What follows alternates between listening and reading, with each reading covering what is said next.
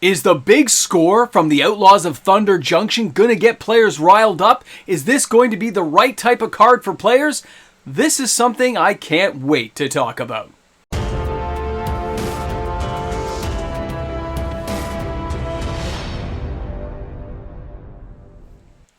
Hi everyone and welcome back. MTG Moxman here. Thanks again for hanging out with me on my channel today. So we're talking about the big score, the leftover cards that are getting crammed into Thunder Junction in this last big spoiler reveal before the actual set gets dropped. Now, I focused on a few of the cards today in the video because I found certain cards far more interesting than others, and some of the long-term ramifications of these cards are a lot more important. And yes, I talked about the little beastie Pikachu look-alike Mogwai type gremlin card. He is definitely in there. I mean, he's basically Baby Yoda, right? That's how I feel about it anyway when I see the card. You guys will let me know in the comment section. So we have a few of these cards to talk about. What I find interesting is there are so many mythics in this set, so many things crammed in there. It almost makes you wonder, can this set really go badly?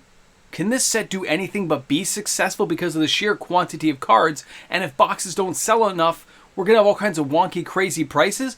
I'm kind of curious about that aspect of the finance side, but at the same time, these are cards I'm looking at saying, am I going to use this in my standard deck? Is this going to find a home in my commander? Am I going to be playing this on Arena, deck testing stuff out to see if I can come up with some crazy combo to try? That's what I find the most interesting aspect for today's conversation, is I'm looking at these cards saying, there's a lot of cards in this set that I plan on trying out. There's a lot of cards in this set that I want to utilize and play with. And that is something I couldn't say as much from the Murders at Karlov Manor. So for that one reason alone, I'm kind of interested to see how this will really play out with players about 90 days from now. After the release goes by, and as we start trucking along toward Modern Horizons 3, getting closer to Bloomborough, I'm really wondering how the playlists of what cards people use, right? Which ones go up, which ones go down, how that's all going to play out on the bigger stage for Magic the Gathering. How the theater and the audience feel about these background cards, because I'm one person talking about Magic, so are all the other content creators, and you guys are buying individual cards for your decks, and then somewhere along the line, we all play each other.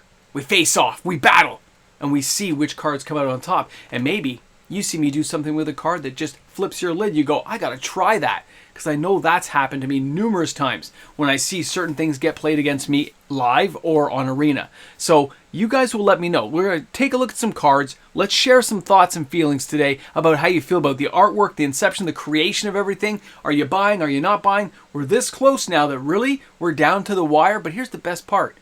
We all know it's not going to sell out. We know it's going to be available for a couple of years. So you got time, if you're a patient player, to probably come out ahead by a few bucks. We'll see who's thinking about doing that as well. All right, guys, let's take a look at some awesome cards. Our first card from the big score I want to talk about is going to be Lotus Ring. Now, this is a 3 generic casting cost artifact. It's an equipment. It has Indestructible. It's kind of nice. It also has Equip 3. Equipped creature gets +3/+3 and has Vigilance, and sacrifice this creature to add 3 mana of any color to your mana pool. It's a pretty interesting card. On the surface, this is going to draw a lot of players' attention. It's going to have a lot of people looking at it, wondering how they're going to break this card up, how they're going to make it work. Infinite mana combo loops, all kinds of crazy stuff is going to go on, trying to figure out if this card is more than it seems. Now, on the surface, to me, I have to admit, at least this seems more like a Black Lotus style card than Timeless Lotus, because this one only gets you 3 mana, where Timeless Lotus shoots up for 5. They're totally different cards, and I knew people were waiting for me to mention this because I get triggered when we talk about Timeless Lotus. Timeless Lotus is nothing, but Lotus Ring, I can give it a pass. Do I think this card is some epic be-all, end-all card? No. I think it's a marketing thing to get players attracted to it. The artwork on the versions I have seen are awesome. I like them. I think it fits. It's just one of those things I go yes to. Now, does this mean it's going to be something amazing? I can't really tell right now. You never know what Wizards of the Coast is going to introduce later. But I can see this being played in Commander a lot. Because even if you get it out on turn 2, turn 3, you manage to equip it to a creature, and that means the following turn you can have 6, 7, or 8 mana. In an Eldrazi Titan deck, in all kinds of Super Friend decks, there's lots of ways a card like this could go off, including casting out a really honking commander. So I can't say it's not going to be played. As much as I'd like to say, be the man screaming at the clouds, this card has a lot more possibilities in the generic term than it does as a high-valued card. It's going to be used, it's going to be fun to play, it's going to find a home in multiple formats, and I think it'll probably be around the $10 to $15 mark on entry, and it'll probably drop down to the $5 to $7 mark, unless we see something crazy come along that makes the Lotus Ring really stand apart from everything else. That and the fact that it does say Lotus on it, it will have a lot of attention paid to it. And that's not a bad thing. I just don't think it's going to be what players expect it to be when they hear about a Lotus. Now, when I look at the card with the Indestructible and the +3/+3 and Vigilance, I like all those things. I like them. These are things you can utilize. They're things that are tangible in your deck. And again, 3 casting cost is not a brutal thing. And I actually like the symmetry of the Equip 3, the +3/+3, and sacking it for 3 mana. The 3/3/3/3/3, that's kind of cool. That all fits well in the Moxman's mind. So a card like this is going to go over okay. I don't think it's going to be a world-ending card, but it definitely is going to have some playability that I can get behind. Now our next card is Loot, the key to everything.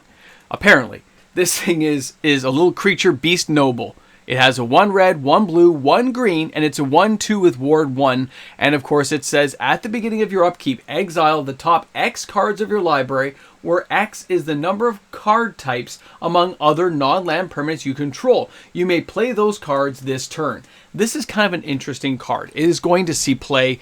It is going definitely on the Baby Yoda type thing to me when I see this kind of thing, and other images I'll show you. This definitely grabs people's attention, and it makes a lot of, dad types like me want to show my kid and see what he thinks. It feels very Pokemon stylish to me, and I actually don't mind it. I mean, Wizards of the Coast has to adapt. They have to pivot, and they need to find a way to attract a younger audience to keep this game going forward. I can't kick them in the shins for trying to make sure the game keeps expanding. I don't know if this is the way to do it, but at the same time, I don't think it's the worst thing they've ever tried. Now, the card itself. I'm looking at the card saying, yes, there's possibilities for this card to be played. Mid-game, you get a few turns in there, make them burn off some spells, get this bad boy out, and you know what? If you have enough different types of card types out there, this is going to give you a lot of playability. Okay, a lot of fun. And not to mention, storyline-wise, they can do the whole Baby Yoda thing and go across the multiverse, solving missions and watching this guy grow and become something totally different. I know, guys, he's like this whole Omnath thing. I read the story. I get it. I don't really touch base that much on the lore stuff. That's kind of historian's corner. I just look at it and say, not the worst idea, definitely not the best. I don't think it's the cutest artwork, although it is cute. Like, I can see, I can see how it's trying to appeal to kids. But I'm looking at the card. I look at the mechanics and the writing on the card. I want to know what it can do for me. And you know what? This is not the worst thing either. Just like the Lotus Ring, I don't mind this at all. I don't know if I'm going to play with it, but I can see how players will be utilizing this card. Now I want to take a moment with the next card. This is Pest Control. 1 black, 1 white, sorcery. It's a mythic. Destroy all non-land permanents with mana value 1 or less, and it has cycling. The artwork blows my mind. I love it. It looks like some world-ending Eldrazi type thing. I know it's like a spirit thing, but it looks cool. I like the look of it. But I don't like is what it does. Wizards of the Coast has got to stop giving us answers to every little issue and problem with deck construction design. There are lots of other cards that can deal with tokens, and by adding more things that deal with tokens, you overcrowd the play space. And I just feel like players have to be given the opportunity to find their own way out of their trouble box. They can't have every answer handed to them with each set that maybe promotes tokens. Here's another token kill thing. You got planeswalkers, here's a way of killing planeswalkers. With cards like this, I would love it if Wizards of the Coast went outside the box and tried something a little different. Tried something that the players aren't expecting. I almost called this a card like 3 or 4 months ago, when I saw how many tokens were coming along, saying, oh, Wizards will just give you more token kills. More Planeswalkers? There's more Planeswalker kill spells coming. Instead of giving very limited design build spaces, they've given us such a wide array that every answer, and that's why, because every answer is there, there's no threat. There's no scariness. There's no ooh and ah. Like when an old Eldrazi hit the battlefield, you better have an answer for Emrakul. Nowadays you go, oh, don't worry, man. I got 4 of those in my deck. I'll find out. I got a couple of chances before you kill me. This is gonna be fine. And that just bothers me. It's some sub-level thing about how I feel about how easy it is to deal with deck design. And also, just so we all understand each other, I would put 4 of these in my deck. Absolutely. Nothing's going to stop me from doing it. I just don't think they should do it. But if they're going to give me an olive branch, I am going to take it. I'm going to use it. I'm going to abuse it, because this thing blows up a lot more than that. Remember, it's any non-land permanent 1 or less. The next card is like a ray of sunshine. Let's talk about the Omnath Journey. Let's get there together. This card is amazing to me. It is a 1 green, 3 generic enchantment. This thing says when Omnath Journey enters the battlefield, search your library for 5 land cards that have different names, exile them, then shuffle. At the beginning of your end step, choose a card at random, exile with Omnath Journey, and put it into the battlefield tapped. Okay, this thing's crazy, because you're going to thin your deck out by 5 cards when you cast it. You're going to guarantee yourself a land card every turn. Sometimes you'll get double land up because you have more of these in your deck. It's not like it's a legendary enchantment. The idea of this card is bonkers to me. Mini Mox is putting this in. I'm putting this in. My 5-color decks for Commander, for Legacy Vintage, I'm going to try this bad boy out. I don't care. Cards like this, when I think of, big score, this is a big score to me. The fact it's just a splash of green and 3 generic, and I can build a 5-color deck with all kinds of craziness. I love the idea of this card. This card to me, and hopefully it's not too expensive, because I want to get this bad boy rolling in my deck right away. I feel cards like this have so much opportunity. It's all about the mana, and in this case, this thing gets you your mana. It does it efficiently. You got a 4 casting cost, and you get 5 land.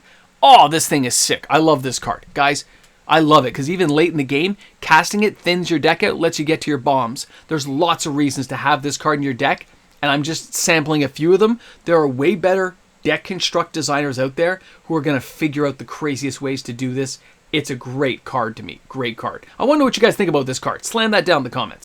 Here's another example of an olive branch being handed by Wizards of the Coast for cards like Phyrexian Portal, where wipes out the battlefield, bring creatures back, Purveyance, all these crazy combo cards we have right now in Standard. This thing just solves it all. Hey, it's an olive branch. Here, take this card. All your problems are solved.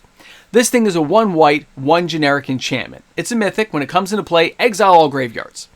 If a card or token would be put into a graveyard from anywhere, exile it instead. So now your opponents have to figure out a way to get rid of this card, because it's going to stop you from doing a lot of things you want to do. They're offering a lot of choices here. Instead of making players think for it, they're like, here it is. You can just take this card, solve the problems, mess up other people's decks. It's going to be great. I mean, everyone's going to be using this card. It's going to be sideboarded all over the place, and for good reason. It solves a lot of problems for players right now who are playing Standard. Can't wait to see. Now, the last card I want to talk about today is going to be the World Walker Helm. This is a 1 blue, 2 generic artifact. It's a mythic like the other ones. Again, these are all those, big score type cards. These were all the ones that were going to be in the extra set that didn't get there, in case you guys didn't hear that earlier. If you would create 1 or more artifact tokens, instead, create those tokens plus an additional map token. It's an artifact that you can sacrifice it, and of course it explores, activates as a sorcery, but you can also pay 1 blue, 1 other, create a token that's a copy of target artifact token you control. Think about being able to copy low-level artifact things like Candy Trail and stuff to really be able to look and scry and get things going, drawing cards. This card is one of those mid-range deck cards that I expect to see in play. I know I'm thinking of ways of using it, 1 or 2 in the deck, maybe an add-in, definitely not 4 right now, but this is one of those cards I think is going to see play in some weird, fun, kind of janky decks right away. But as the card, if it finds a home and finds real things it can copy efficiently, you're going to see a lot more players using this card, so it's something to keep an eye on. And of course, guys, a big shout out, thank you to all the amazing patrons who make these videos possible. Because of these patrons, guys, because of you, we get to do content every single day. We get to make this happen. We get to explore Magic together and have this journey. And it's because of the YouTube membership members and the amazing patrons I have on the channel. Thanks again, everyone. Well, guys, I'm starting to think that maybe this set's going to sell a little bit better than I thought. Welcome back to the Ramble Jamble. That doesn't mean it's going to be some epic sales record, because let's face it, money's tight and there's things people need to do with their money, but at the same time, there's just too many good cards. Too many fun cards to try out to really leave this thing sitting in the dust, you know? So I'll be curious to see how it all plays out. But if you made it this far in the video, if you're here this late into the Ramble Jamble, you go ahead, you put a boomstick in the comments section so I know you're one of those people that makes it this far. Thanks again for supporting the channel. Thanks for being here today. I'll see you guys tomorrow, man.